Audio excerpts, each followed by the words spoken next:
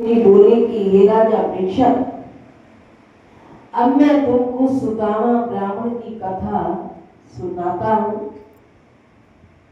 कि हम सभी सुनते चले आ रहे हैं, पढ़ते चले आ रहे हैं कि जिस प्रकार में प्रभु के पास गया और उसका दारिद्र्य छूटा, कि जब सुदामा भक्त भगवान कृष्ण के पास पहुंचा तो अपने आप को क्या समझता था कि मैं तो एक दरिद्र गरीब ब्राह्मण हूं, कि मेरे पास कुछ है ही नहीं, ना मेरे पास कुछ धन है, ना राशि है, कुछ भी नहीं है, कि मैं तो दरिद्र हूं। तुम ध्यान देकर सुनो, दक्षिण दिशा की ओर द्राविड़ नाम का देश है, जहाँ ब्राह्मण क्षत्रिय वैश्य शूद्र चारों वर्ण सुख से वास करते थे। तो उस नगर में भजन सिमरन और हरि का ध्यान करते हुए सब लोग जप तप ज्ञान और साधु संग करते हुए गुरु ब्राह्मण का सम्मान करते थे, कि जो प्रभु के प्यारे वहां रहते, सुख से वास करते, क्योंकि उस नगर के अंदर कौन रहते? भगवान कृष्ण सुदामा, कि भजन सिमरन हरि का ध्यान करते हुए सब लोगों ने अपने ध्यान को कहाँ लगाया हुआ था? कि ज्ञान तप जप और साधु संग करते हुए।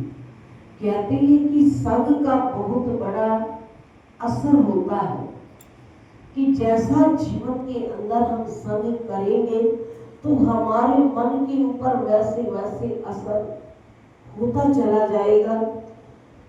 तो उसी देश में सुदामा नामक ब्राह्मण श्री कृष्ण चंद्र जी का गुरु भाई अत्यंत दीन धनहीन तनशीन तथा महादरिद्री ऐसा रहता था, जिसके पास सिवा एक फटी और मैली लंगोटी के किसी प्रकार का वस्त्र तन पर न था। तो उसकी स्त्री भी वैसा ही फटी मैली धोती पहने हुए रहती थी। तो कहती है कि जीवन के अंदर अवस्था जैसी भी आ जाए, समय जैसा भी आ जाए, तो प्रभु का प्यारा तो वैसा अपना समय पास करता है। सुदामा के दिल के अंदर ये भाव था कि मेरे पास तो प्रभु को देने के लिए कुछ भी नहीं है। मैं तो एक गरीब ब्राह्मण हूँ, ना मेरे पास कोई कपड़ा, ना वस्त्र, ना पहनने के लिए, ना खाने के लिए, तो मैं उस प्रभु को क्या दूं? स्त्री का शरीर भूख से बहुत दुर्बल हो गया था, तो भी वह पवित्रता स्त्री अपने दुर्बल पति की सेवा करने से नहीं चूकती थी, और कुछ अन्न आदि मिले उसे पहले पति को खिलाकर जो कुछ बचता फिर आप खाती थी, और ना बचे तो भूखे ही रह जाती थी। अब इस प्रकार कुछ सहते दुख सहते सहते एक दिन सुदामा की स्त्री दरिद्रता से अति घबराकर महादुखित हो पति के निकट जा भय से डरती कांपती बोली कि हे महाराज, अब इस दरिद्र के हाथ से हम लोगों को जो महान दुख भोगना पड़ रहा है, तो उससे किसी न किसी उपाय से बचना चाहिए। इसके लिए मैं आपसे एक उपाय भी कहती हूँ।